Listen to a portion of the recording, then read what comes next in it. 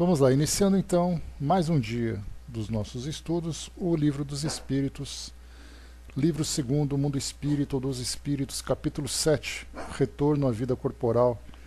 O primeiro item, Prelúdio do Retorno. Nós estamos continuando aqui esse item que iniciamos no nosso último encontro. Questão 336 é a que vamos retomar a partir de agora, né? Nós temos falado então sobre toda a preparação que os espíritos têm para iniciarem, né, uma jornada aqui no mundo físico. Engraçado, né? A gente fala dos espíritos como se nós não tivéssemos passado por isso, né? Mas faz parte das nossas experiências, né? E muitas vezes não tenhamos dúvida disso. Nós falamos aqui inicialmente algumas questões sobre a percepção do espírito, sobre a chegada desse momento, de que forma que ele pressente a chegada do momento da reencarnação, se todos os espíritos têm alguma preocupação, se ele pode abreviar ou retardar, né, se o espírito tem um corpo determinado, definido, para que ele possa reencarnar, ou ele pega o próximo que tem na fila, né? Então a gente foi analisando aqui cada um desses detalhes. Se ele pode escolher o próprio corpo, se o corpo é designado para ele. Então nós vimos aqui também, né, que principalmente nesse ponto da escolha do nosso corpo, esse talvez seja um dos temas mais interessantes para o nosso estudo, né? Porque se o espírito vai demorar mais ou demorar menos, né, isso acontece nos planos superiores. Né, ou melhor, no mundo espiritual, né, quando o espírito então começa a elaborar ali o seu projeto reencarnatório, se ele refuga daquela necessidade naquele momento, se ele atrasa. Mas quando a gente fala do corpo físico, é exatamente aquilo que nós estamos vivendo agora. Então, foi colocado se o espírito tem o direito de escolher o corpo ou somente o gênero de vida que lhe deve servir de prova. Ele pode escolher também o corpo, porque as imperfeições do corpo são provas que o ajudam no seu adiantamento, se ele vencer os obstáculos encontrados. Mas a escolha nem sempre depende dele, que pode pedi-la, né? Então, nesse caso, a gente vê aqui no nosso mundo hoje, né, cada um utilizando um corpo físico que vai oferecer para ele um tipo de experiência, seja de aceitação, seja de rejeição, seja de liberdade, seja de limitações, enfim, né, várias formas, várias experiências que o espírito vai então vivenciar a partir do instrumento físico que ele vai utilizar. Então, olhando, né, a gente vai perguntar, será que eu escolhi viver nesse corpo? Será que esse meu corpo era aquilo que era o melhor para mim? Então a gente vai questionando e percebendo, né, que quanto mais difíceis são as provas, maior a necessidade de orientação que o espírito precisa. E nem sempre não é apenas uma questão de liberdade, é uma questão de competência mesmo. Nós nem sempre temos capacidade e competência para fazermos escolhas, para termos provas e expiações, experiências, né, de um modo geral, aqui no mundo físico, que atendam às nossas necessidades. Né? Aqui na questão 335, né, estou passando rápido porque a gente já viu essa questão, é só para retomar aqui o nosso raciocínio. Pode o espírito, no último momento, recusar o corpo escolhido? Se o recusasse, sofreria muito mais do que aquele que não tivesse tentado nenhuma prova. E como nós analisamos essa questão aqui, mas na forma como os espíritos responderam para nós, se recusasse, sofreria. Quer dizer, então, que ele pode escolher, ele pode recusar, e por consequência ele pode sofrer, né, esse atraso na sua encarnação.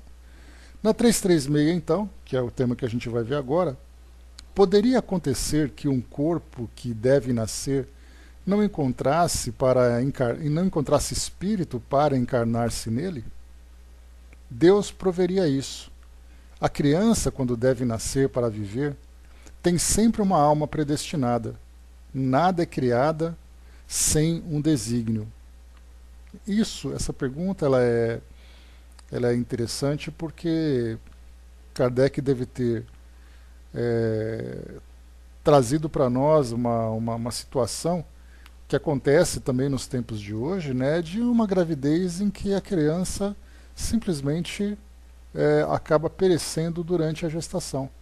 Né, o feto, né, acaba sendo ali provocado um aborto espontâneo, ou existe ali uma situação de um natimorto, né, acabar sendo retirado do corpo da mãe. Então a pergunta é, mas esse corpo ele nasceu sem nenhum tipo de ligação com o mundo espiritual, é simplesmente ali um processo biológico, né? Então quando os espíritos respondem que um corpo não nasce sem que tenha um espírito junto a ele.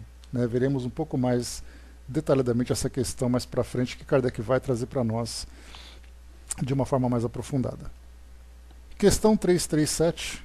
A união do espírito com determinado corpo pode ser imposta por Deus? E aí então a ligação que a gente faz com a questão 335, se o espírito tem o direito de escolher e se ele pode recusar o corpo. Então a questão 337 ela diretamente conectada com essa questão. Se o espírito, a união do espírito com determinado corpo pode ser imposta por Deus. Como eu falei para vocês agora há pouco, como nós vimos, né, o corpo ele serve para nós como um instrumento que vai trazer para nós o impacto direto no modo como nós vamos aqui nos desenvolver no mundo material. Mais liberdade, mais aceitação, menos aceitação, indiferença, atração, manifestação da inteligência, restrição que o espírito tem, se ele tem liberdade para expressar a sua inteligência, se ele fica restrito. Lembrando, né, que a influência do corpo material, a influência da matéria sobre o espírito também é um tema aqui do nosso livro dos Espíritos, que nós vamos estudar um pouco mais para frente, que fala exatamente, né, corpos que trazem limitações não apenas físicas, mas também limitações intelectuais. Então, o nosso corpo físico, a nossa, vamos dizer assim, a nossa visão de felicidade, bom dia, Zélia, a nossa visão de felicidade aqui no nosso mundo, ela está diretamente ligada ao nosso corpo físico. Porque você pode ser rico, você pode ser poderoso, mas se o seu corpo não te satisfazer na sua autoestima, nada que você tenha exterior vai te fazer se sentir melhor. Então, nesse caso, né, o corpo, quando ele não satisfaz aos nossos interesses, o corpo, quando ele não atende às nossas necessidades, é para nós um instrumento que poderíamos dizer um instrumento de suplício. Algo que vai machucar, algo que vai torturar. E aí, então, nesse caso, nós vemos, é uma imposição ou foi uma escolha do espírito? Para aqueles espíritos que trazem maior dificuldade para aceitar as experiências que vai vivenciar, então, nesse caso, ele vai tentar, né, modificar aquele projeto que foi apresentado. E aí, então, ele não aceitando, será para ele uma imposição. Como nós lembramos, né, não apenas uma reencarnação compulsória, ou seja, obrigatória, acaba sendo apresentada para o espírito, como também as experiências que ele vai vivenciar, e até mesmo o corpo físico também pode ser colocado de uma forma impositiva. Então a pergunta, se a união do corpo com determinado corpo pode ser imposta por Deus? Pode ser imposta, da mesma maneira que as diferentes provas, sobretudo quando o espírito ainda não está apto a fazer uma escolha com conhecimento de causa. Como expiação, o espírito pode ser constrangido a se unir ao corpo de uma criança que, por seu nascimento e pela posição que terá no mundo, poderá tornar-se para ele um meio de castigo.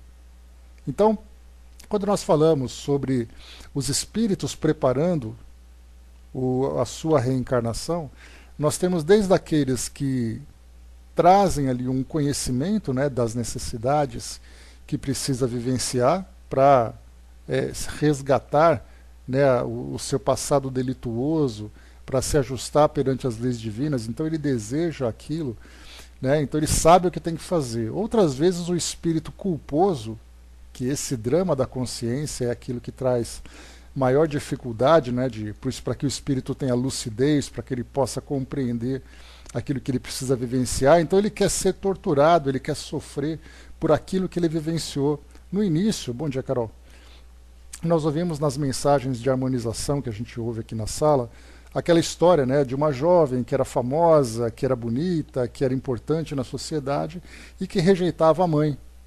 E aí então, depois da desencarnação, ela não se via merecedora, porque é então, né, o espírito que a ajudava nesse resgate no mundo espiritual chamava ela de filha. Ela dizia: eu não sou merecedora de ser chamada de filha, porque eu fiz isso e fiz aquilo com a minha mãe.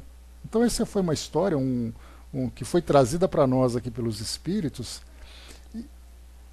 né, pelos espíritos. E aí então nós vemos que esse tipo de situação, para aquele espírito que traz ali um peso na sua consciência, que tem ali um grande arrependimento daquilo que fez, principalmente os espíritos arrependidos, escolhem as experiências mais dolorosas, porque ele acha que através dessa dor ele vai conseguir então retomar ali a sua jornada, vai conseguir sair daquele temor dentro daquela visão humana, religiosa, aquele temor de se deparar com as faces de Deus. Mas nós tivemos alguns exemplos, né, como por exemplo no livro Memórias de um Suicida, em que nós tínhamos ali aqueles espíritos que cometeram suicídio. Vocês se lembram? Um dos personagens que nós estudamos, ali companheiro, né, de Camilo Castelo Branco, ele tinha enforcado a companheira e depois cometeu suicídio.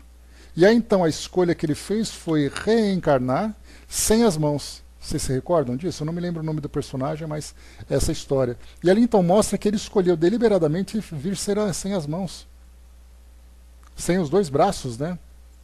Porque esse foi um instrumento do seu erro. Então nós vemos assim que nós vamos fazendo as escolhas, nós tomando decisões de acordo com a necessidade que nós vemos e de acordo com a nossa lucidez. Mas para aquele espírito que não se arrependeu ainda, nós lembramos, né, que primeiro vem o arrependimento, depois vem a expiação e depois a expiação, o arrependimento, a expiação e depois me esqueci o nome do R agora. É quando ele vai se recuperar. Nesse caso, então, deixa eu lembrar aqui agora, é o arrependimento, a expiação, seria a reparação. Eu estou com redenção na cabeça, mas é a mesma coisa, né? Vem ali a sua redenção, a sua reparação, né? Obrigado, André. Então, nesse caso, nós temos ali, se o espírito não passa por esse processo inicial de se arrepender daquilo que fez, porque nós lembramos que os espíritos endurecidos, principalmente daqueles que cometem erros graves aqui na humanidade, né, aqui na humanidade terrena, ele acha que fez isso por justiça. Nós temos aí vários casos de guerras, vários casos de conflitos em sociedade, conflitos dentro de uma mesma família. Então ele acha que está certo, ele acha que ele foi um injustiçado, que ele tem direito à vingança, que tenta arrumar as mais chulas justificativas para os seus atos, né, tão delituosos, tão delituosos, tão equivocados. Então ele simplesmente resiste. Nesse caso, então, o espírito precisa passar por esse processo, né, de redenção. Ele então passa por essa imposição. Então é imposto para ele não apenas o corpo físico que vai utilizar, mas também as experiências que ele vai vivenciar aqui no mundo físico, com quem ele vai renascer, em que família, em que sociedade, onde ele vai renascer, em que condições, que corpo que ele vai utilizar. E isso certamente para ele é, sem dúvida nenhuma, uma grande dor, porque o espírito ele vai viver uma experiência com o espírito de rebeldia. Ele vai se revoltar, é aquele espírito revoltado, né? Inclusive a gente lembra que nessas colocações assim que os espíritos trazem para nós temos dois espíritos que passam pelas mesmas experiências. E dessas mesmas experiências nós temos aquele que aceita e aquele que não aceita. E geralmente aquele, né, que sofre uma imposição acaba realmente passando por essa revolta. E aí então, se ele não consegue se equilibrar durante esse processo de reencarnação, né, durante a sua existência aqui no mundo físico, ele vai ter que recomeçar. E aí então são várias experiências seguidas em que o espírito passa por essas dores. E aí então só que elas vão se amenizando conforme ele vai então despertando a sua consciência. Na questão 338, diz aqui para nós, se acontecesse, né, pois é arrastado ou conduzido, né, exatamente aquela parte do destino que a gente fala, né, o destino conduz aquele que é aceito, ou, né, sofre esse arrastamento, né, para aprender mesmo na marra. E muitos espíritos são assim. Felizmente, conforme a nossa humanidade terrena, né, ou melhor, o nosso planeta vai evoluindo dentro dessa escala evolutiva, nós vamos nos tornando cada vez mais conscientes, mais lúcidos das nossas necessidades, dos compromissos, da necessidade evolutiva. E, portanto, nós vamos nos tornando cada vez mais dóceis. Por isso, então, um planeta de regeneração, ele é um planeta muito mais pacífico, exatamente porque os habitantes não apenas são espíritos mais esclarecidos, mas esse esclarecimento traz por consequência, né, um equilíbrio, uma lucidez, uma docilidade. Então nós vamos viver nesse futuro que vem sendo construído durante esses últimos tempos aqui no nosso mundo, um futuro muito mais equilibrado, exatamente porque nós estamos crescendo também. E enquanto que aqueles espíritos rebeldes que ainda resistem a essas transformações, eles então serão conduzidos para um mundo compatível, para mundos compatíveis, né, com o seu estágio evolutivo. Então, estamos vivendo essa fase de transformação. Mesmo que nós, observando aqui o que acontece na nossa sociedade, nós encontremos ainda, né, tantos desequilíbrios, tantas desigualdades, tanta violência, né, esse espírito corrompido que ainda nós observamos aqui, né, nas nossas sociedades. Mas, certamente, isso vai diminuindo a intensidade, né, do impacto que isso provoca sobre a sociedade como um todo, conforme os espíritos vão ou se transformando ou vão sendo conduzidos a outros ambientes. Na questão 338 nós temos, se acontecesse, Kardec obviamente começa aqui a apresentar hipóteses para poder desenvolver os temas, para poder entender um pouco mais como isso se dá. Se acontecesse que muitos espíritos se apresentassem para ocupar o mesmo corpo que vai nascer, o que decidiria entre eles? Muitos podem pedi-lo, mas é Deus quem julga. Em casos assim, qual é o mais capaz de preencher a missão a que a criança se destina? Mas, como já disse, o espírito é designado antes do instante em que deve unir-se ao corpo, né? Porque o que Kardec coloca é aquela ideia, né, de que temos vários corpos, vamos escolher. Então os primeiros da fila são privilegiados porque vão escolher os melhores corpos, né? Só que nós já entendemos que existe um planejamento em que nós elaboramos um corpo físico de acordo com a necessidade específica. O que pode, nesse caso, em vez de pensarmos no corpo físico que vários espíritos podem escolher, nós podemos imaginar posições aqui no mundo físico que vários espíritos podem escolher. Por exemplo, vamos criar uma situação nova. O príncipe Harry, lá da Inglaterra, casou-se. Quantos espíritos gostariam de nascer como filho daquele casal? Para viver a realeza inglesa, para ter a sua importância. Então, nesse caso, em termos de posições, certamente nós temos vários espíritos que pleiteiam isso. Mas a grande pergunta é, com que objetivo? É o objetivo do prazer, é o objetivo de viver as facilidades do mundo, ou é alguma responsabilidade que ele deseja assumir? Se é, nesse caso, uma missão de nascer numa família real, dentro dos padrões da sociedade, que tem uma posição importante, obviamente, se é um espírito missionário, ele sabe das responsabilidades, e vários espíritos, então, que poderiam realizar aquela missão, eles simplesmente vão esperar que a escolha seja feita da melhor forma possível, e não que eles fiquem entre si para que, não, deixa que eu vou, pensando ali com segundas intenções. Então, o próprio compromisso do espírito com essas grandes missões já mostra a sua elevação. E aí, então, aquele espírito designado é aquele espírito que sabe exatamente o que tem que fazer, comprometido com aquela situação. Agora, no caso de espíritos inferiores, todos querem essa facilidade. Nascerem numa família rica, né? O Braz não está aqui, mas sempre brinca, né? Que na próxima encarnação ele quer nascer filho do Bill Gates. Pois é, né? Quantos espíritos não gostariam de nascer como filhos do Bill Gates? Agora, nesse caso, a gente tem, né? Você pode até nascer naquela família, mas a pergunta é, como você vai nascer? Porque aí pode ser um espírito, né? E bonitão também, claro, né? Então, Você pode nascer naquela família, mas em que condições?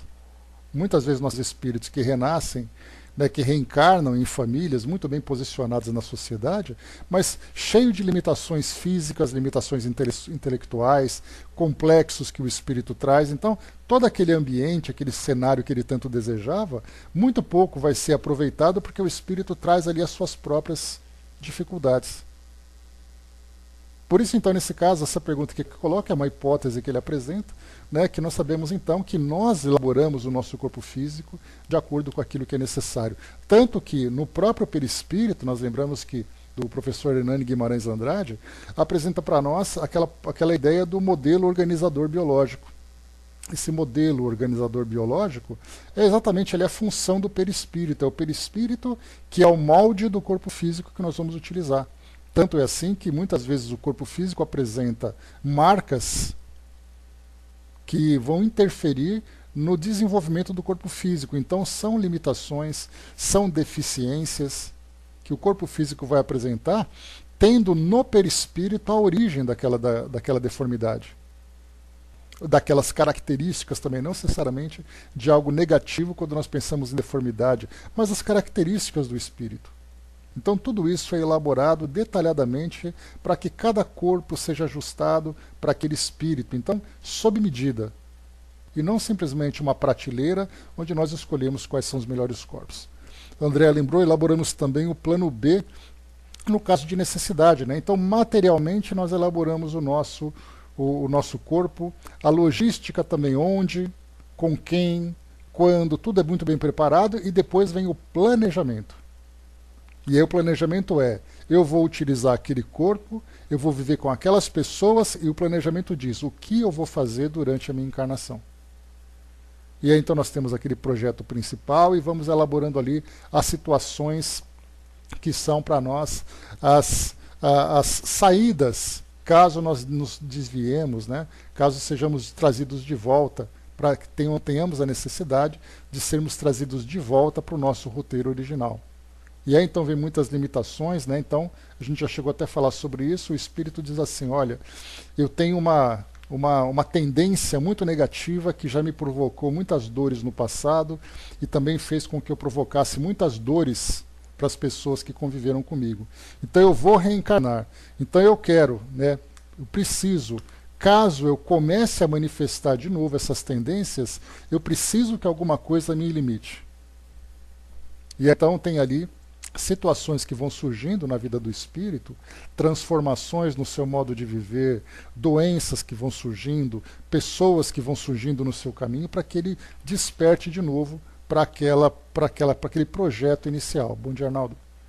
Então, nós temos assim simplesmente, olha, você vai fazer isso e pronto. Se você errar, problema é seu. Nós também temos ali situações que vão surgindo conforme a nossa necessidade, né? Essa é exatamente a grande a manifestação da sabedoria de Deus, né, que sempre faz com que nós tenhamos as melhores experiências para o nosso crescimento. E não do paraquedista, né? Olha, a sua mochila está pronta, boa sorte, empurra do avião e se vira, o problema é seu. Nós somos acompanhados não apenas dessa assessoria espiritual que nos ajuda no nosso desenvolvimento, mas o nosso próprio projeto reencarnatório também traz situações que são complementares de acordo com as nossas necessidades. Então isso é muito importante. Caso, vimos aqui na questão 338 apenas uma situação hipotética que trouxe.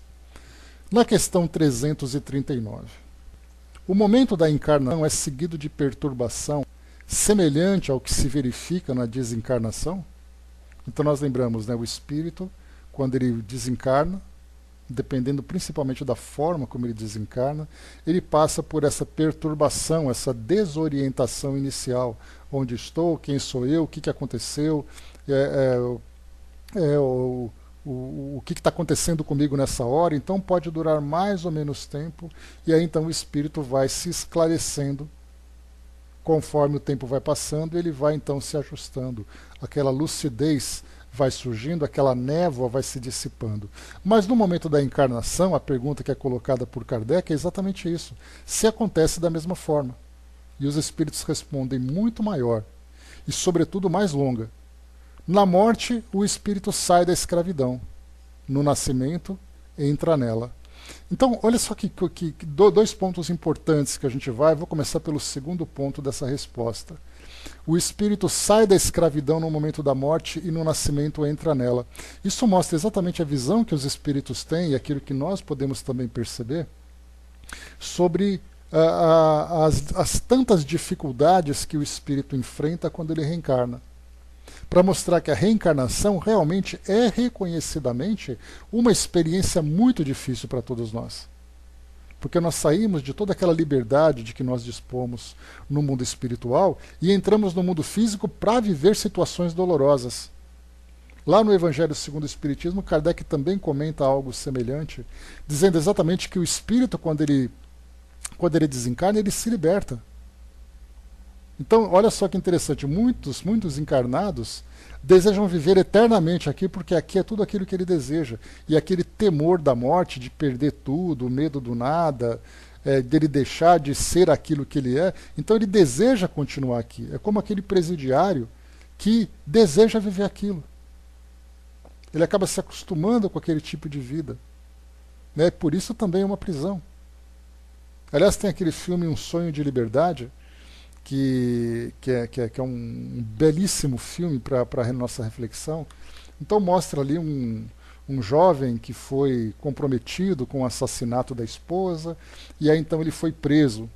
E ali dentro da prisão ele vai tentando arrumar um jeito de fugir, pessoas vão ajudando e coisa e tal, mas uma das personagens desse filme é um senhor que vive dentro da prisão já há muito tempo, e ele vive há tanto tempo dentro daquela prisão que ele não consegue se imaginar fora. Então ele trabalha na biblioteca, é aquele velhinho que vai fazendo as coisas, todo mundo ali tem aquele respeito por ele, coisa e tal, e aí então chegou a hora dele receber a liberdade. E aí então quando ele recebe a liberdade, ele começa a passar por aquele trabalho de integração e tudo mais, mas ele não suporta, ele comete suicídio. Porque ele simplesmente saiu daquele ambiente que para ele era a sua vida, depois de tanto tempo que ele viveu ali. Então muitos espíritos vivem aqui no mundo físico desejando viver aqui para sempre. Simplesmente porque não compreendem, né, o que é ser um espírito, como é o mundo espiritual. E tudo isso se dá exatamente porque as crenças tradicionais, as fantasias a respeito do mundo espiritual mostra algo completamente irreal e fantasioso. Então, para viver essa fantasia, eu vou garantir aquilo que eu conheço. E aí, então, a doutrina começa a trazer para nós uma nova visão. Começa a mostrar uma realidade do mundo espiritual, começa a mostrar exatamente a trajetória do espírito, a sua condição. E aí nós começamos a ver realmente o que é o mundo material. E muito mais do que isso, nós não apenas vemos o mundo material como algo que nos restringe, algo que nos traz tantas dificuldades, como passamos a entender também porquê dessas dores. É daí que nós começamos a modificar nossa vida. Esse é o trabalho, o processo transformador que o Espiritismo tem. Através desse entendimento, nós vemos então que se eu sofro hoje, eu sofro porque eu criei as situações. Mas é a partir do momento em que eu começo a trabalhar para solucionar essas situações, eu começo a ter uma vida menos dolorosa, não necessariamente mais feliz. Porque aqui nesse nosso mundo não existe a felicidade. Existem para nós momentos de satisfação, momentos de prazer. Mas a felicidade que o espírito vivencia é algo que essas tantas dificuldades que nós enfrentamos faz com que nós não consigamos vê-la. É mais ou menos uma ideia de nós estarmos andando num vale que tem uma neblina muito forte e nós não conseguimos ver o sol. Por mais que nós vislumbremos aquela claridade bem distante, aquela claridade bem tênue, e nos esforcemos, não, eu quero ver o sol, eu vou tentar ver o sol, nós não conseguimos. Então o nosso mundo físico nos impede de ter essa visão real da felicidade porque nós simplesmente não conseguimos alcançá-la. E é daí então que nós temos, né, como é colocado para nós aqui nessa perturbação, que o espírito coloca então, dizendo que aqui é uma escravidão, e quando o espírito morre, ele conquista a sua liberdade.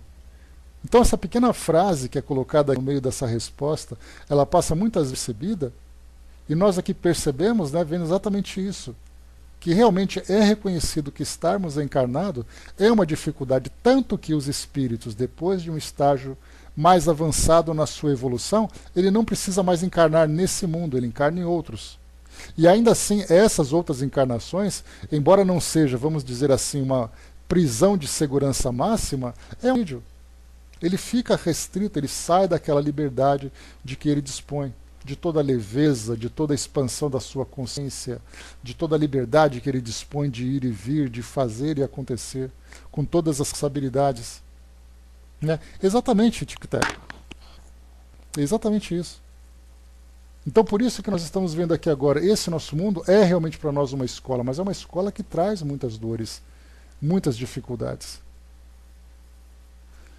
Depois aqui a primeira parte, né? Muito maior e, sobretudo, mais longa. É o estado de perturbação que o espírito vivencia durante o seu nascimento. Lembramos inicialmente, né? Nós vamos ver uma situação assim de novo, já conversamos sobre isso, né? Sobre experiências de espíritos ou experiência de um espírito que vai reencarnar. Nós vemos inicialmente, desde o momento em que ele se apresenta para a preparação da sua encarnação, até o início do processo, em que ele começa aquela redução perispiritual, a sua consciência começa a ficar mais nebulosa.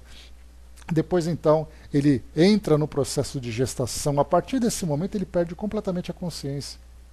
Embora eu já tenha visto algumas publicações que falam de espíritos que se comunicam durante a gestação. Muita gente vai dizer, mas isso é um absurdo, isso é uma bobagem. Não podemos dizer isso, porque nós não temos a confirmação e nem uma negação plena absoluta. Mas a princípio nós entendemos que não é possível exatamente pelo estado de perturbação, a menos que nós encontremos uma exceção de um espírito que, vivenciando esse processo, tem ali, né, uma grande capacidade de recuperar a lucidez durante esses desdobramentos, porque ele está ligado ao corpo físico, né, nessa conexão parcial com o corpo que está sendo gerado, mas ao mesmo tempo ele consegue ter uma lucidez e se comunicar. Não temos ainda confirmação sobre isso. Então, negar, dizendo-se que não existe e ponto, não temos como dizer isso, porque a doutrina espírita, ela mostra para nós assim uma visão do mundo espiritual que a cada dia traz uma novidade. E dizermos definitivamente que não é possível, o que nós sabemos dos pilares da doutrina espírita que são inquestionáveis é simplesmente a existência de Deus, e isso nós entendemos pelas próprias consequências da existência de Deus, e não simplesmente como um elemento de fé. A reencarnação é um elemento que para nós é inquestionável. Inquestionável dentro do campo filosófico. Na prática ainda é difícil para nós, porque nós não temos essa lembrança do passado, né? Todos aqueles indícios que vão sendo apresentados de pessoas que se lembram de existências anteriores, da revelação dos espíritos, tudo para nós isso é teoria e indícios que estão sendo elaborados. Mas filosoficamente nós entendemos que a reencarnação é um processo real. É um processo que faz parte do nosso crescimento. Então Deus, a reencarnação, a comunicação com o mundo espiritual, a mediunidade está aí para mostrar para nós, a lei de causa e efeito, e a vida no mundo espiritual, que o espírito não desaparece, mas ele continua. Esses 5 pilares da doutrina espírita são inquestionáveis, não são dogmas, mas são para nós tão lógicos que nós não questionamos. Um espírita pode até dizer assim, olha, eu acho legal a reencarnação, mas eu tenho dúvida. Sim, é natural termos dúvida. Mas se nós pensarmos nas consequências daquilo que nós vivenciamos de experiências aqui no mundo físico, é impossível descartar a reencarnação. Agora, então, esses 5 pilares, agora nós dizemos assim, não, é impossível que um espírito se comunique durante a gestação. Como impossível?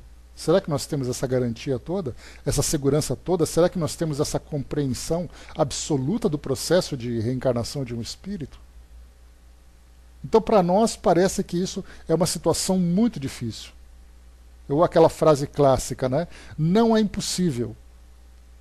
Pode não ser impossível, mas é muito pouco provável que isso aconteça.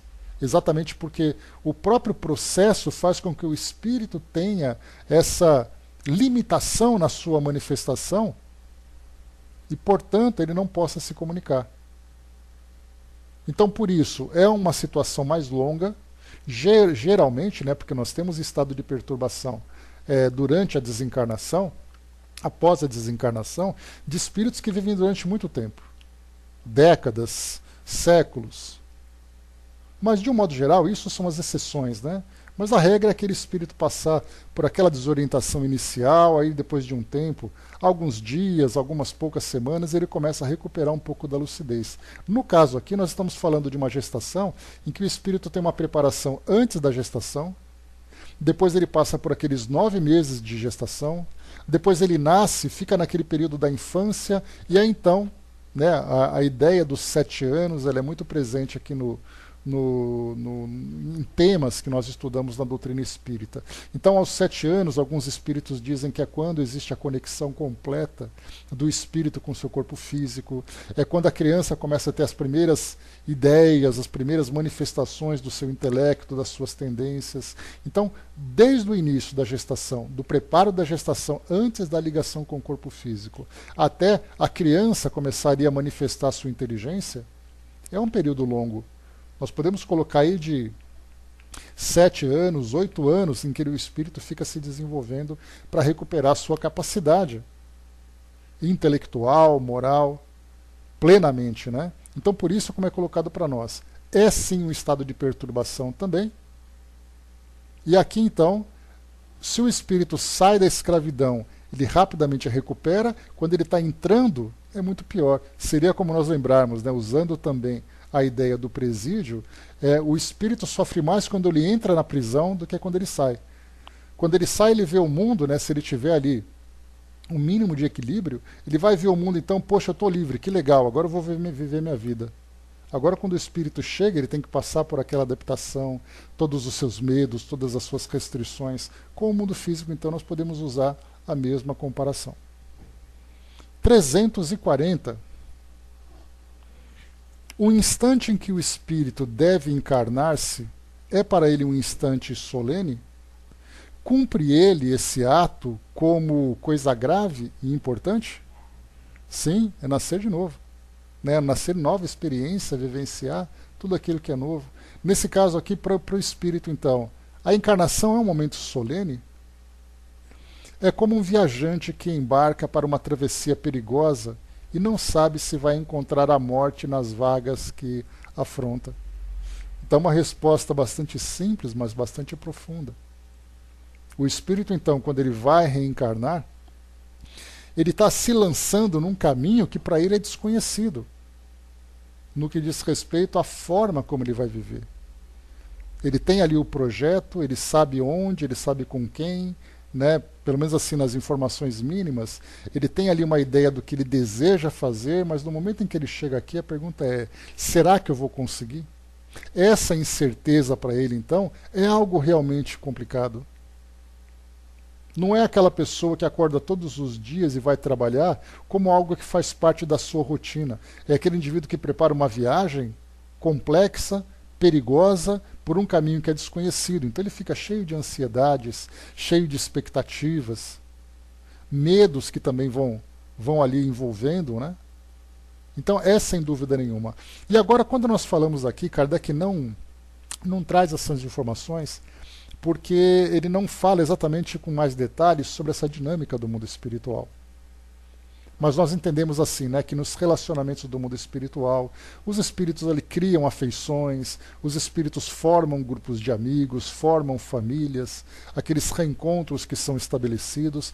E aí então o espírito, quando vai reencarnar, não apenas para ele é um momento solene, como para aqueles espíritos próximos também. Porque eles estão vendo uma pessoa querida que está ali começando uma experiência e eles torcem muito para que ele seja bem-sucedido e depois esperam pelo seu retorno. Nós vimos, né, a Dona Laura, mãe de Lísias, lá no livro Nosso Lar, André Luiz traz para nós esse relato, em que eles fizeram uma reunião especial de despedida dela. Então nós temos assim, embora Kardec não fale sobre isso, nós vemos isso como algo absolutamente natural.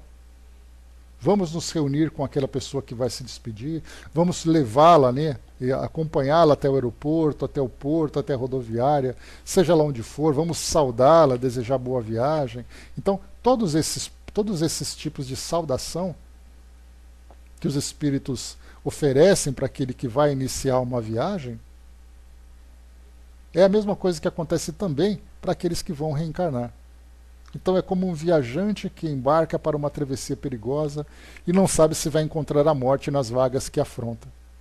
Kardec depois faz um comentário aqui também. Tico Teco lembrou, né? Também nos lembra o porquê de Jesus ter dito deixar os mortos enterrarem seus mortos. Né? Todos esses problemas que os espíritos enfrentam no mundo espiritual, isso é algo deles. Né? E muitas vezes nós nos prendemos muito também a essas situações, preocupados com o que acontece no plano espiritual, para quem vai e tudo mais. Né? Então, os próprios espíritos sabem exatamente como conduzir esses processos.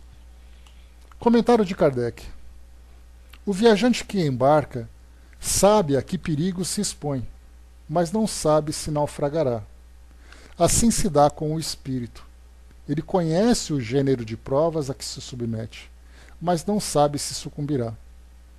Da mesma maneira que a morte do corpo é um renascimento para o espírito, a reencarnação é para ele uma espécie de morte, ou antes, de exílio e de clausura.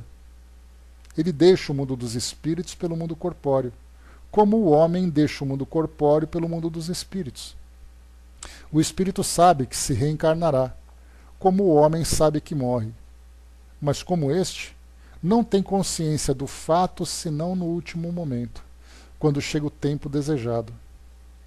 Então, nesse momento supremo, a perturbação o envolve, como no homem em agonia, e essa perturbação persiste até que a nova existência esteja nitidamente firmada. O início da reencarnação é uma espécie de agonia para o espírito. Né? Até porque ele fica ali completamente vulnerável à situação, ele não tem controle de absolutamente nada.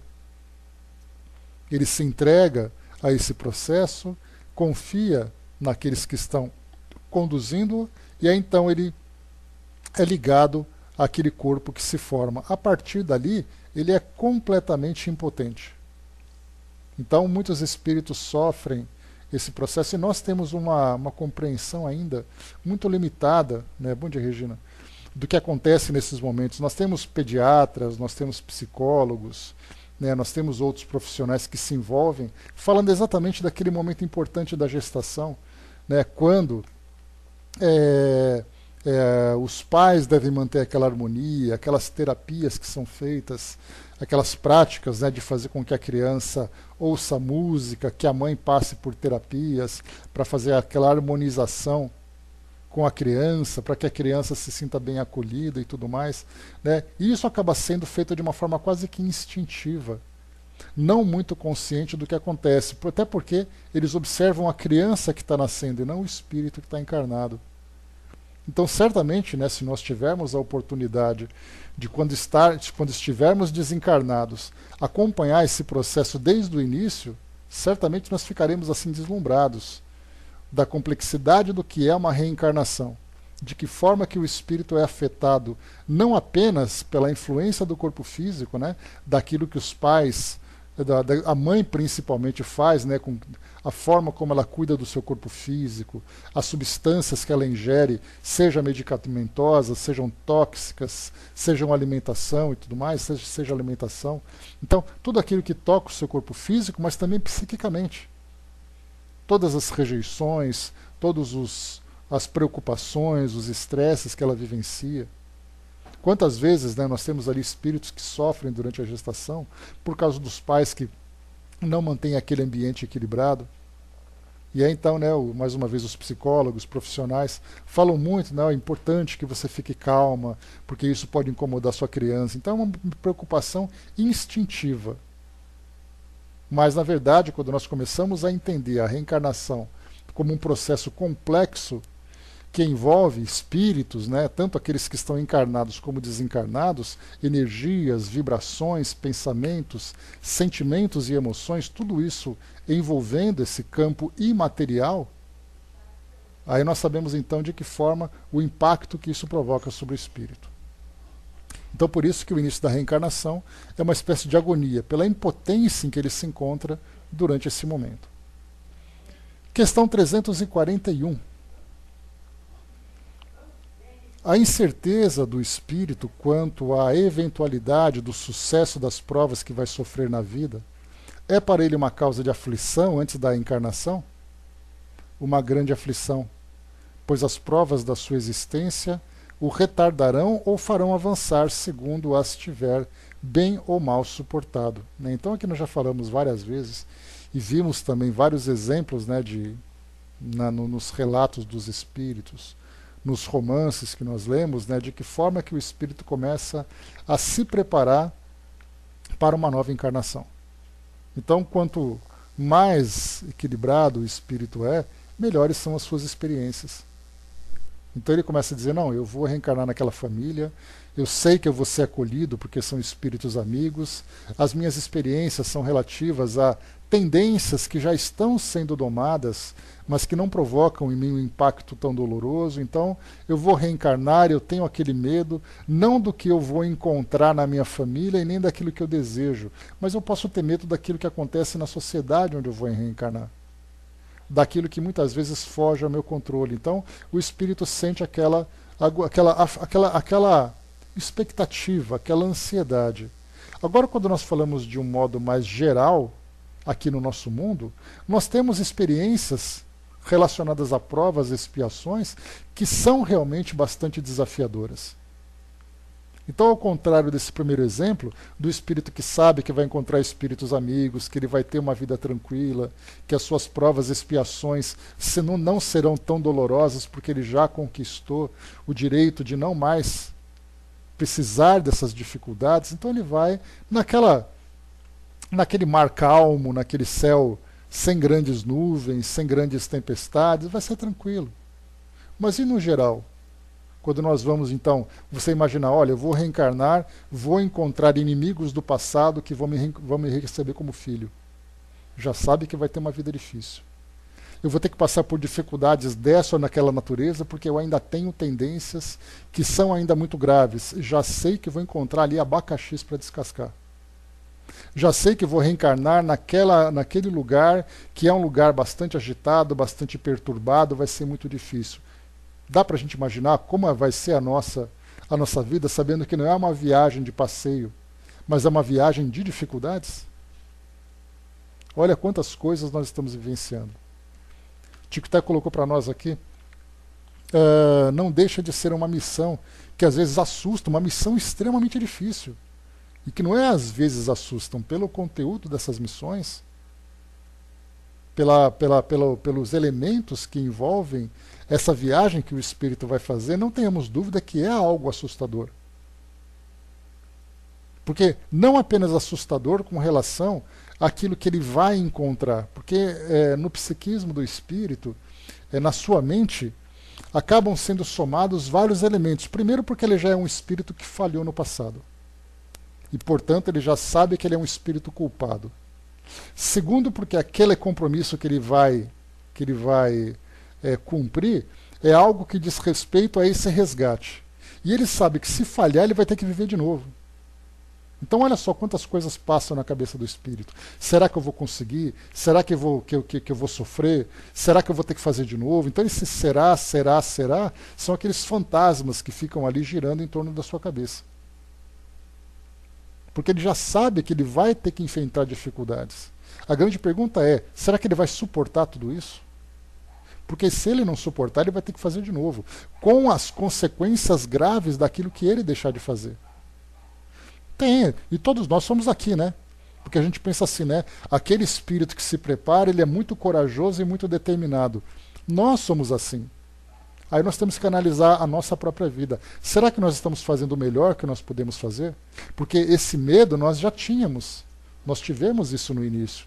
Essa expectativa, será que nós vamos conseguir? Será que vai dar certo? Será que eu vou ter que passar por isso de novo? Nós estamos aqui enquanto aquele espírito fica, será que eu vou? Nós estamos assim, ó, será que eu quero? Será que eu estou fazendo? Então nós temos aqueles espíritos que se preparam para enfrentar, aqueles espíritos que estão enfrentando e aqueles espíritos que já enfrentaram. Nós estamos naquela parte mais importante, que é a execução. Porque é o planejamento, a execução e depois a avaliação. nós estamos na parte mais importante desse processo. Porque se nós não soubermos viver bem esse momento, aí então aquele medo inicial ele vai se confirmar. E aqueles espíritos então que desejam a encarnação, não apenas como parte de um processo de crescimento, mas para que ele possa tirar o peso da sua consciência que vai ali torturando constantemente. A Angelina colocou, né, nós temos um espírito que ao renascer foi retorno do ventre da mãe para a UTI. Durante 4 meses, respirando artificialmente, o maxilar para dentro, passou por 3 cirurgias, atualmente está com mais de 1 ano. Perfeito e bem inteligente, né? Então, esse início para o espírito também é difícil pelas experiências pessoais que ele vivencia. Para os pais também isso faz parte de uma experiência difícil. Vermos ali um filho passando por esse processo prematuro, com tantas dificuldades e tudo mais, né? Então, quando vemos assim, quando nós vemos que eu sempre falo para vocês, chegamos já até a estudar sobre esse exemplo, nós olhamos, né, os cemitérios e as maternidades, né, que é o ponto de chegada e o ponto de partida. Né, os cemitérios, né, os hospitais, onde ocorrem os óbitos, né, vamos colocar assim, os cemitérios e as maternidades. É o portal de entrada e o portal de saída. Para as pessoas que não têm essa compreensão do mundo espiritual, são 2 fenômenos naturais. Ele nasceu, ele morreu. A doutrina espírita nos permite ver, através desses portais, que aqueles que estão chegando na maternidade não são apenas crianças nascendo. São espíritos trazendo uma bagagem extremamente complexa de experiências que ele vai ter que vivenciar, e nessa maternidade é a chegada dele. Finalmente ele nasceu, dizem alguns. Nós entendemos assim, agora tudo começa. É mais ou menos a história quando nós falamos também sobre a questão do casamento, né? O José Carlos de Luca, palestrante espírita daqui de São Paulo, ele escreveu um livro interessante falando sobre relações familiares, e ele tem uma expressão muito curiosa. Ele diz assim para nós que muitas pessoas namoram, se envolvem e finalmente se casam. Então o pódium dessa maratona que o casal correu é ali exatamente o altar. Só que na visão mais profunda, entendendo as relações dos espíritos, é ali que tudo começa. O altar, na verdade, é o ponto de partida, porque ali a vida do casal começa a se desenvolver. E os anos todos que se seguirão a partir dali vão trazer inúmeras experiências, não apenas dentro da relação, mas com filhos, nas lutas do dia a dia.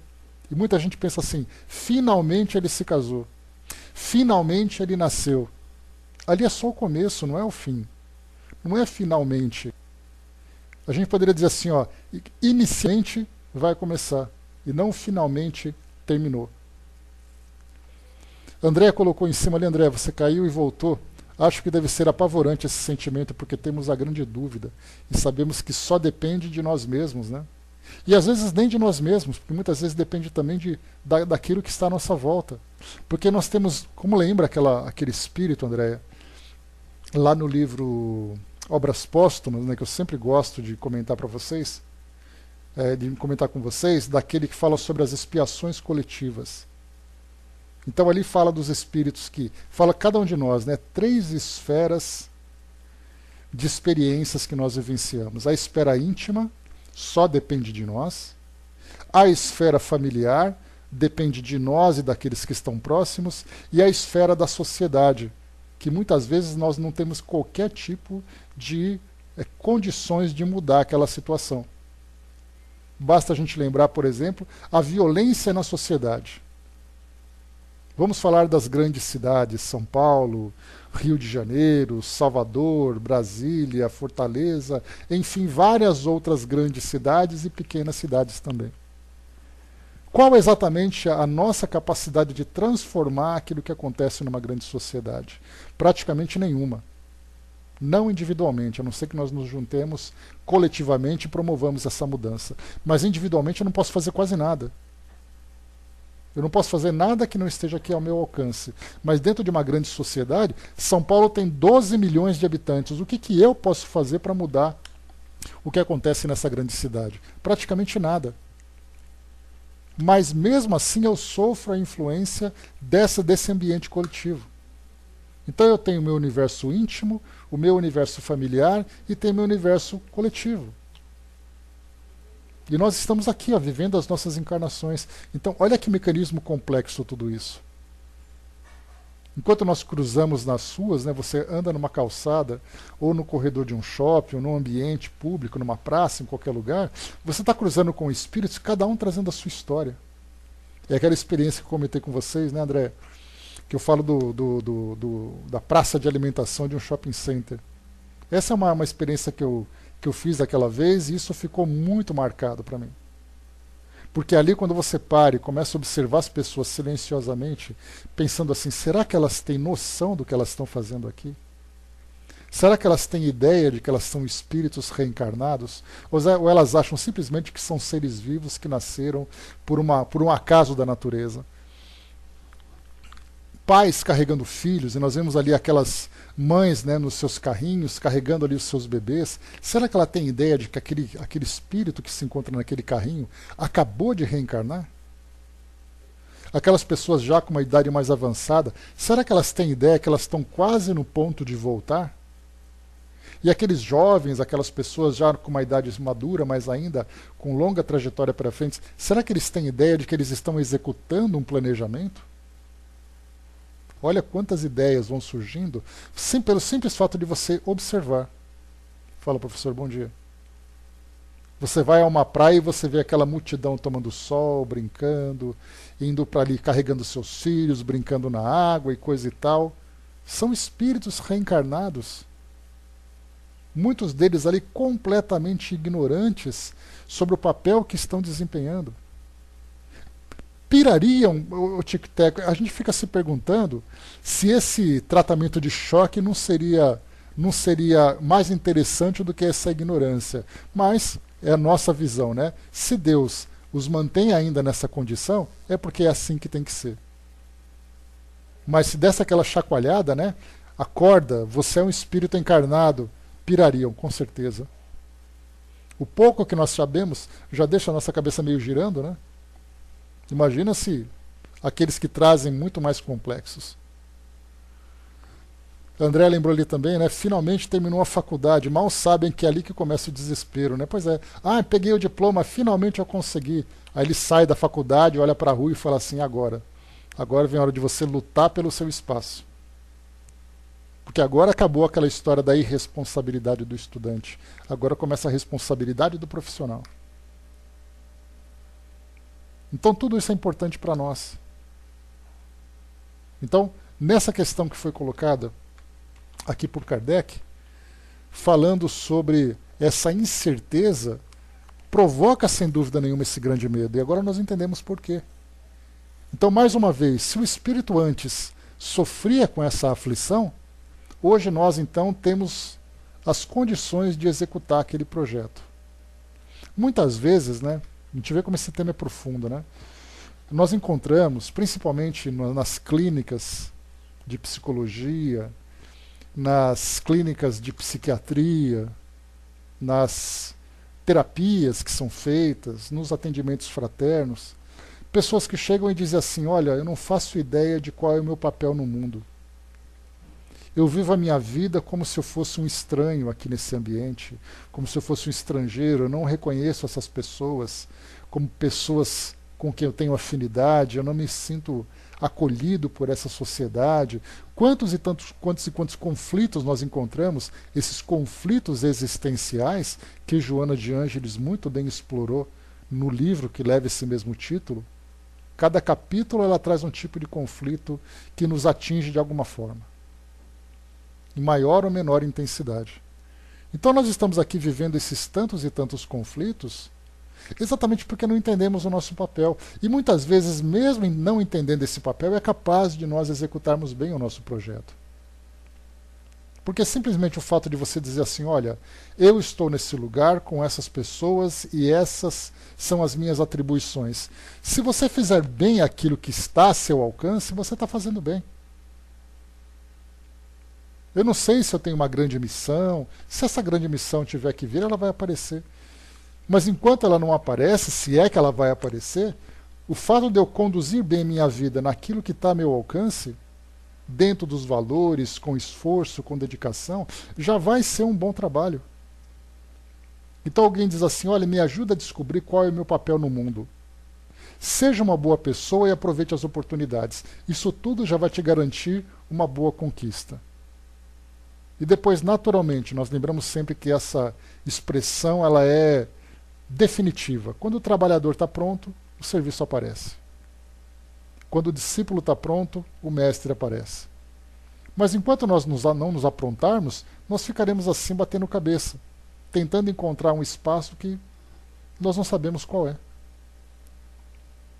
André lembrou mais sério ainda quando resolve partir, porque não se enquadra no mundo. E aí então, esses medos, nessa visão materialista, esses complexos profundos que as pessoas vivem, esses desequilíbrios, fazem com que elas fujam desse projeto que foi detalhadamente, minuciosamente planejado para que ela fosse bem sucedida.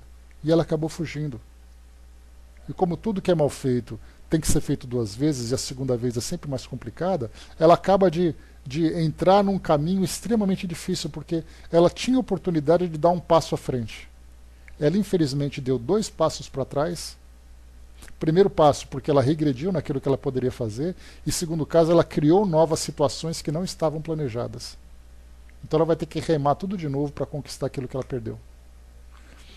O papel é exatamente aquele que ela está já desempenhando e não percebe. Mas falta alguma coisa. Sabe por quê, Tic-Teco? Porque nós vivemos num mundo onde nós criamos muitas fantasias.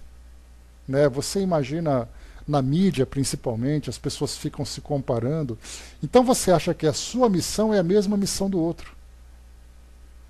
Então, nessa ideia de fazermos comparação, a gente olha para a nossa vida e fala assim, nossa, mas a minha vida é esse marasmo, essa minha vida não tem sentido, essa minha vida é tão pouca. A sua missão pode estar, uma missão íntima sua, você não tem que ganhar muito dinheiro, ser um excelente profissional, basta que você trabalhe para conter as suas tendências inferiores.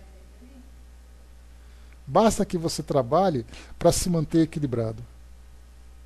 Conduza bem ali, né, o que você precisa fazer dentro da sua família, dentro do seu trabalho, isso já é o suficiente. Mas é claro, né, dentro dessa fantasia, a gente acaba querendo assim, mas como eu gostaria de fazer tal coisa.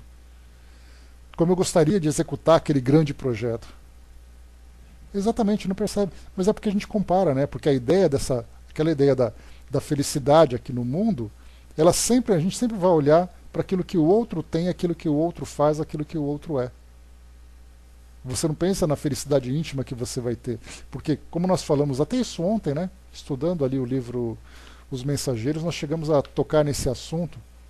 Porque a felicidade material é muito mais palpável e, a princípio, ela é muito mais imediata. Já a felicidade do espírito ela é muito mais prolongada, muito mais... Seria assim, a felicidade material é você tomar um antibiótico. A felicidade espiritual é você fazer um tratamento homeopático que demora um longo processo de transformação. Ou mesmo fazer uma terapia que demora muito tempo. Então nós somos imediatistas. E a felicidade para nós, ela tem que ser materializada. Só que, como vamos fazer tudo isso? Né? E mesmo em Hermes, né, essa paz do espírito, nós ainda não compreendemos, porque nós não compreendemos a paz do espírito, nós não compreendemos a felicidade do espírito, não compreendemos o amor do espírito. A nossa paz significa as contas estarem pagas e ninguém atormentando a nossa vida. Essa é a paz que a gente busca. A felicidade que a gente tem é viver o prazer, né, a alegria, os momentos de agitação, de balada, que a gente pode comprar, que a gente pode gastar. Essa é a nossa felicidade. E o amor eu tenho aquela pessoa do meu lado que me satisfaz a hora que eu quero. Pronto. É isso que a gente busca. Então, enquanto nós continuarmos nessa nossa ilusão aqui no mundo, veremos todos esses problemas. Continuando aqui mais uma vez. Então, momentâneo, esse momentâneo também ele é assim, aquele momentâneo relativo aos espíritos, né? Porque muitas vezes nós passamos uma existência inteira pensando assim. Mas enquanto o espírito não despertar sua consciência, hoje nós estamos aqui estudando uma filosofia que nos abre a mente para essa realidade, e ainda assim nós vivemos os nossos tormentos exatamente por causa dessas insatisfações. Porque como é que a gente vai ser feliz vivendo essas dificuldades todas? Mas o tempo vai passando, então, por isso que essa felicidade do espírito ela demora um pouco mais, essa paz do espírito ela demora, precisa ser trabalhada, precisa ser conquistada lentamente, é um processo de transformação. E como nós não temos muita paciência para essas demoras, nós buscamos aquilo que é mais prático, aquilo que é mais satisfatório, né? Pelo menos temporariamente. Seguindo aqui na nossa reta final. 3.4.2.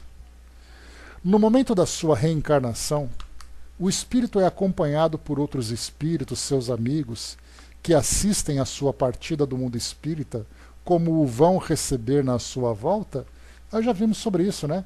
Nós tivemos 2 exemplos. Primeiro, da dona Laura, mãe de Lisas, em nosso lar, que comentei com vocês há pouco, que mostra ali aquele momento de despedida, daquele momento de desejar aquela boa sorte, de incentivá-la, de manter ela firme naquela convicção, naquela segurança de que tudo vai dar certo.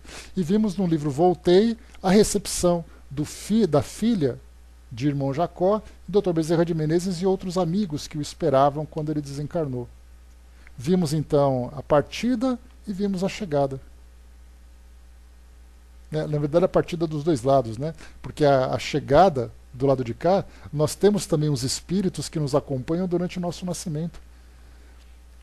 Nossos espíritos familiares, os espíritos amigos, estão ali próximos na maternidade. Então, se nós tivéssemos a oportunidade de ter uma visão mais clara do que acontece no mundo espiritual, aqui do mundo físico, nós vamos numa maternidade aquele monte de espíritos se movimentando, não apenas aqueles espíritos, vamos dizer assim, com trabalhos técnicos, mas temos também muitos espíritos familiares que estão ali dando aquelas boas-vindas porque chegou o momento, de fato, de iniciar a trajetória aqui no mundo físico.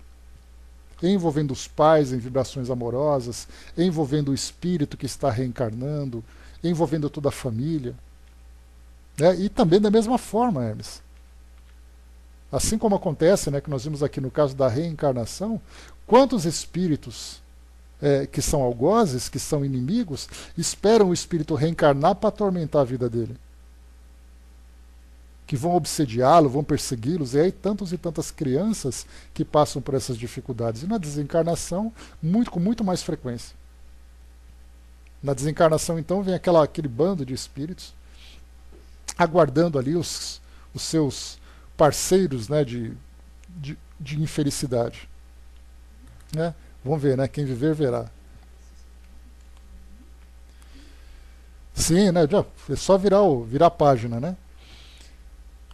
Então, a pergunta que Kardec coloca, né? A pergunta de Kardec, né? Se ele é acompanhado por seus amigos que assistem à partida. Isso depende da esfera que o espírito habita. Se está nas esferas em que reina a afeição, os espíritos que o amam o acompanham até o derradeiro momento.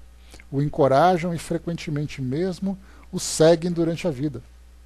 Então vimos assim que depende do que o espírito conquistou durante a sua não apenas encarnação, as suas últimas encarnações, mas também a própria vivência no mundo espiritual.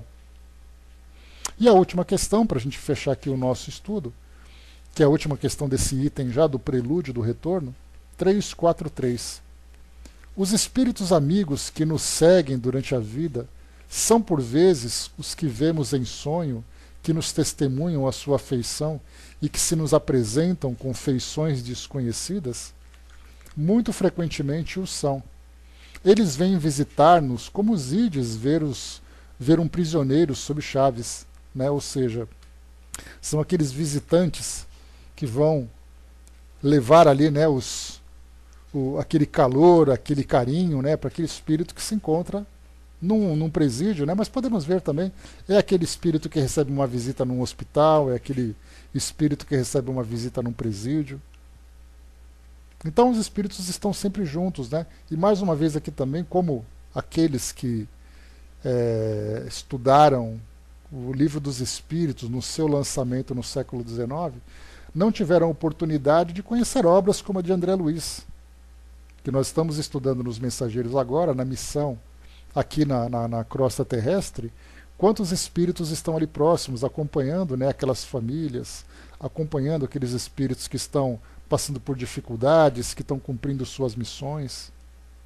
Então, existe sempre a presença de espíritos amigos. E esses espíritos são aqueles exatamente com quem tinha afeição. Só que, como foi colocado aqui, com feições desconhecidas. Não sabemos quem é, mas sei que tem um espírito ali próximo. Para aqueles que têm maior sensibilidade, veem esses espíritos, né, sentem sua presença, mas não sabem quem são. E depois, quando desencarnam, vem então aquela lembrança dizendo: eu tinha te ajudado a reencarnar e agora te recebo de volta. Arnaldo colocou, né, em verdade, estamos simultaneamente plano físico, em presídio, hospital, escola, cada um no seu espaço, né? Exatamente, muitas vezes até simultaneamente. Quantas vezes nós temos um hospital, escola dentro de um presídio, né, Arnaldo? Tudo acontecendo ao mesmo tempo. Então a gente lembra, né? Só que presídio, hospital e escola. E tem espírito que reencarna acreditando que veio para um parque de diversões. E aí passam a vida, né, vivendo esses prazeres simples e percebem o tempo que desperdiçaram. Então estamos aqui. Mas o interessante, Arnaldo, aqui um pouco antes os espíritos disseram aqui para Kardec, falando exatamente isso, né, que a reencarnação é uma prisão e a desencarnação é uma liberdade. Falando exatamente sobre, né, essa restrição que o espírito sofre quando ele está reencarnado.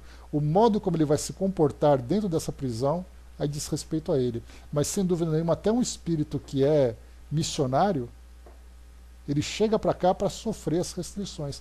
Dá para a gente imaginar Jesus. Apesar de que espiritualmente nós entendamos, né, que ele expande ali a sua consciência e interage de uma forma absolutamente natural com o mundo espiritual. Assim nós imaginamos. Mas fisicamente ele sofre, né, todos os tormentos, todas as dificuldades relativas aqui ao mundo físico. Então, né, essa é exatamente o que nós vivemos. A Andrea lembrou aqui, né, eles estão presentes, sempre querendo nos ajudar, né, mas não os sentimos. Né? Então, Hermes lembrou ali na 459 do Livro dos Espíritos, falando sobre as influências. Como nós falamos sobre a influência dos espíritos sobre o mundo corpóreo, a gente sempre pensa naquilo que é negativo. Né? Não, porque os espíritos sempre estão ali nos influenciando para o erro, para a dor, para o sofrimento e coisa e tal. E na verdade nós estamos ali rodeados de espíritos amigos também, que trazem as suas inspirações, as suas motivações, para fazer com que a gente seja bem sucedido aqui. Então realmente a reencarnação para nós é algo solene, não apenas para nós, mas é o início de um trabalho feito no plano espiritual por parte desses espíritos amigos que sabem exatamente, olha, começou o trabalho. Então imaginemos assim, eu estou aqui desencarnado, fazendo de conta que eu aprendi alguma coisa na vida, e aí então eu vou pegar aqui, deixa eu ver aqui, vou pegar aqui a Luíse, que está quietinha lá, então a Luíse vai ser minha pupila. No momento em que ela reencarna, começa também meu trabalho. Porque aí então vai ser meu trabalho de assistência, de vigilância, de inspiração, de proteção. Não, você é obsessora, eu vou pegar você. É diferente. Com a Luísa eu aprendi um pouquinho, com você vem a vingança. Uma coisa de cada vez, né? Então, quer dizer, a gente fica esperando. Então, é aquele trabalho do plano espiritual que é feito, exatamente que não é só o espírito que reencarna e começa a missão dele. Começa a missão deles. Aquele espírito protetor, aquele anjo da guarda, como Kardec chama, é aquele espírito que fala, agora começou. Porque no plano espiritual parece ser mais simples a nossa inspiração. E aqui no mundo físico que vem as grandes dificuldades, os grandes desafios. Né? Arnaldo lembrou, né? Entendo também que o próprio corpo físico, ao limitar os movimentos do espírito, é uma verdadeira prisão. Sim, não apenas o mundo físico, porque a limitação do corpo físico faz com que você obrigatoriamente tenha que interagir com o mundo material. As necessidades do mundo material, a vida em sociedade, as pessoas que estão próximas, olha só. Então, quer dizer, estar reencarnado envolve uma série de situações. Esse abacaxi que meu proprietor assumiu está difícil, né, para ele descascar. Mas é que eu falo, é cada um com seus problemas, né, Arnaldo? Foi ele que escolheu. Se ele falou que dava conta, então vamos firme e forte, ele consegue, né? Eu tenho a minha missão, ele tem a missão dele, faz melhor o nosso papel, né? Vamos que vamos. Então, meus amigos, é isso. Encerrando por aqui, então, esse nosso item número 1, né? Deixa eu ver que existe sim, o Dudu, né? Se existe o protetor espiritual no plano na erraticidade, porque na verdade o espírito evolui independente da sua condição, na condição de encarnado ou de desencarnado. Então essa presença espiritual, essa inspiração que chega do plano espiritual, ela é constante. Porque do contrário, no plano espiritual nós podemos errar tanto quanto no mundo físico ou até com muito mais gravidade. Seria o mentor, exatamente, o mentor espiritual. O Kardec faz uma certa classificação hierárquica nesse ponto. O mentor espiritual é aquele espírito amigo que vem trazer para você orientações. Já esse protetor é um espírito superior, muito mais elevado. Né? Então, assim, a gente vem aprendendo um pouco mais sobre esse tanto de gente que está envolvida durante a nossa evolução. E assim como nós vamos evoluindo também, nós vamos assumindo esses papéis de acordo com a nossa condição, né? Então, cada um ali fazendo o seu trabalho, cada um cumprindo a sua missão, todo mundo se ajudando, né? A gente lembra que Leon Denis fala sobre a cadeia de solidariedade, né? Então, os mais fortes sempre estão ajudando aqueles que estão ainda mais numa condição mais frágil. Então, todo mundo se ajudando, não importa onde está. Nós precisamos de proteção o tempo todo. Porque, do contrário, né, nós vemos ali as histórias daquilo que acontece no plano espiritual, quantos espíritos sofrem muito mais do que sofreram aqui no mundo físico. Porque aqui ele cometeu os erros, né, e os desvios ali que